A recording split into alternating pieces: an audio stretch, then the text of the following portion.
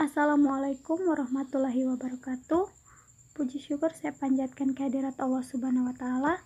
Salawat serta salam kepada Nabi Muhammad SAW yang telah membebaskan umatnya dari zaman kebodohan menuju zaman yang penuh dengan ilmu pengetahuan. Perkenalkan, nama saya Wiwin Malengga, mahasiswa semester 3 jurusan Pendidikan Guru Sekolah Dasar, Fakultas Ilmu Pendidikan Universitas Negeri Gorontalo. Baik, yang saya hormati dosen pengampu sekolah dasar yang saya sebut nama beliau Ibu Nurfadlia SPD MPD. Pada kesempatan kali ini saya akan menjelaskan tentang perkembangan kurikulum di Indonesia dari zaman dulu sampai dengan sekarang. Terlebih dahulu saya akan menjelaskan tentang pengertian kurikulum. Menurut Undang-Undang Nomor 20 Tahun 2003 tentang Sistem Pendidikan Nasional dan Peraturan Pemerintah Republik Indonesia Nomor 19 Tahun 2005 tentang Standar Nasional Pendidikan, dijelaskan bahwa kurikulum adalah seperangkat rencana dan pengaturan mengenai tujuan, isi, dan bahan pembelajaran serta cara yang digunakan sebagai pedoman penyelenggaraan kegiatan pembelajaran untuk mencapai tujuan pendidikan tertentu.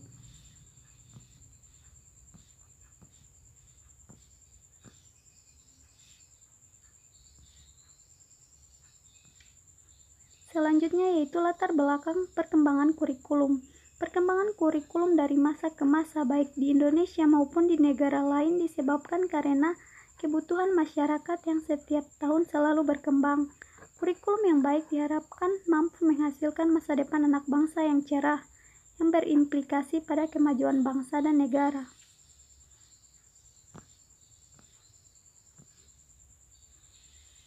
Dari bagan ini kita bisa melihat bahwa kurikulum di Indonesia selalu mengalami perkembangan, mulai dari kurikulum 1947 sampai dengan kurikulum 2013.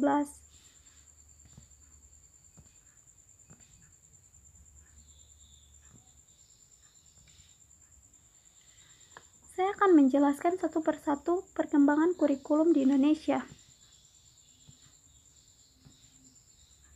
Yang pertama yaitu kurikulum 1947 atau Rencana Pembelajaran 1947.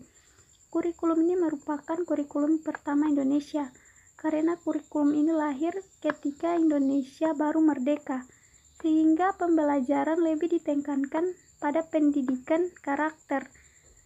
Fokus rencana pembelajaran kurikulum 1947 tidak menekankan pada pendidikan pikiran melainkan pendidikan karakter serta pendidikan kesadaran sebagai warga negara dan masyarakat. Yang kedua yaitu kurikulum 1964 atau Rencana Pendidikan Sekolah Dasar. Kurikulum ini bercirikan bahwa pemerintah menginginkan agar masyarakat mendapatkan pengetahuan akademik untuk pembekalan ke jenjang sekolah dasar. Pembelajaran kurikulum 1964 dipusatkan pada program Pancawardhana, yaitu pengembangan moral, kecerdasan, emosional atau artistik, keterampilan dan jasmani. Yang ketiga yaitu kurikulum 1968 atau kurikulum sekolah dasar. Kurikulum ini memiliki tujuan membentuk manusia sejati, baik, sehat jasmani, mempertinggi kecerdasan, bermoral, berbudi pekerti, dan keyakinan beragama. Kurikulum 1968 merupakan perwujudan dari perubahan orientasi pada pelaksanaan Undang-Undang 1945 secara murni.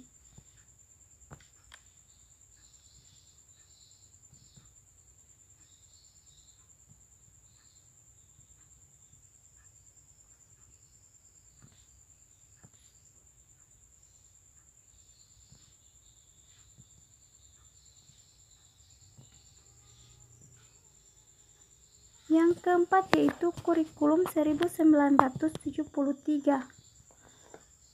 Kurikulum 1973 atau biasa disebut dengan Proyek Perintis Sekolah Pembangunan Pada tahun 1973, pemerintah mengadakan PPSP di seluruh IKIP negeri di Indonesia sebagai sekolah laboratorium.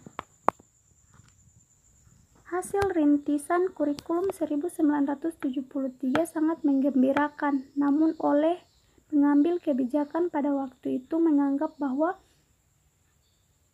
biaya pelaksanaan kurikulum 1973 terlalu mahal sehingga tidak layak didistribusikan secara nasional.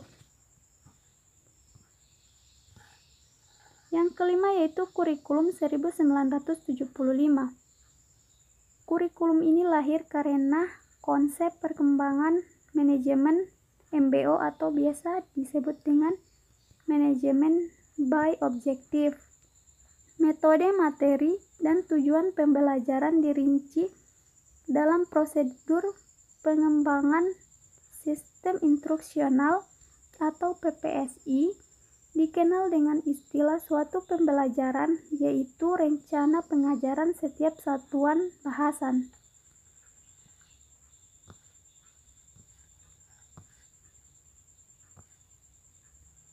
Yang keenam yaitu kurikulum 1984 atau kurikulum CBSA. Kurikulum ini juga sering disebut dengan kurikulum 1975 disempurnakan. Kurikulum ini menempatkan siswa pada posisi sebagai subjek belajar, mulai dari mengamati, mengelompokkan, mendiskusikan, hingga melaporkan hasil, merupakan metode atau model pembelajaran cara belajar siswa aktif atau CBSA. Yang ketujuh yaitu kurikulum 1994. Pemerintah memperbarui kurikulum dengan upaya untuk memadukan kurikulum-kurikulum sebelumnya. Namun perpaduan antara tujuan dan proses belum berhasil karena dinilai terlalu berat untuk dibelajarkan kepada siswa. Contohnya saja pembelajaran muatan lokal maupun muatan nasional seperti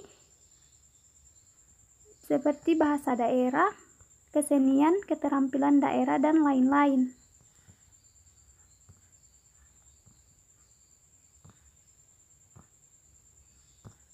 Yang kedelapan yaitu kurikulum 1997.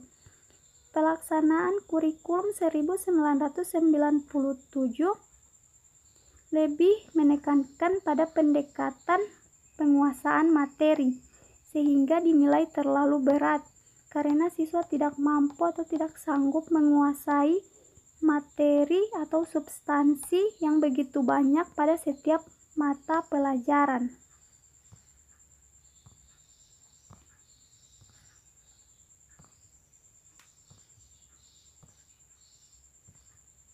Yang kesembilan yaitu kurikulum 2004 atau biasa dikenal dengan kurikulum berbasis kompetensi.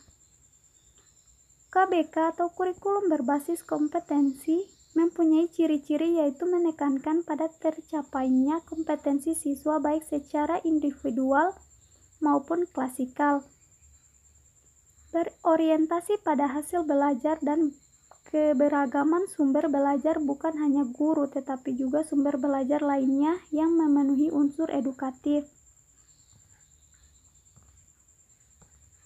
Yang ke-10 yaitu kurikulum 2006 atau biasa dikenal dengan kurikulum tingkat satuan pendidikan atau KTSP. Kurikulum tingkat satuan pendidikan atau KTSP, pada pemerintah menetapkan standar kompetensi dan kompetensi dasar. Guru dituntut mampu mengembangkan sendiri silabus dan penilaian sesuai kondisi sekolah dan daerahnya. Hasil pengembangan dari semua mata pelajaran dihimpun menjadi sebuah perangkat yang dinamakan dengan KTSP, kurikulum tingkat satuan pendidikan.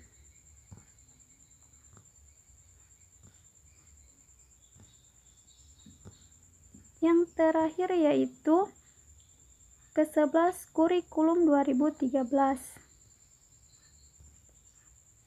Inti dari Kurikulum 2013 disampaikan untuk mencetak generasi yang siap menghadapi masa depan, yang mampu lebih baik dalam melakukan observasi, bertanya, bernalar, dan mengomunikasikan apa yang mereka ketahui setelah menerima materi pembelajaran.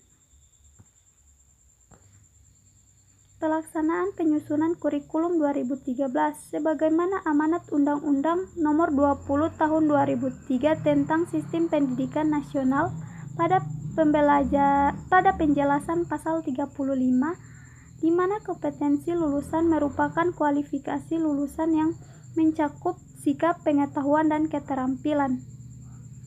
Baik, itulah penjelasan dari saya tentang perkembangan kurikulum di Indonesia dari zaman dulu sampai dengan sekarang.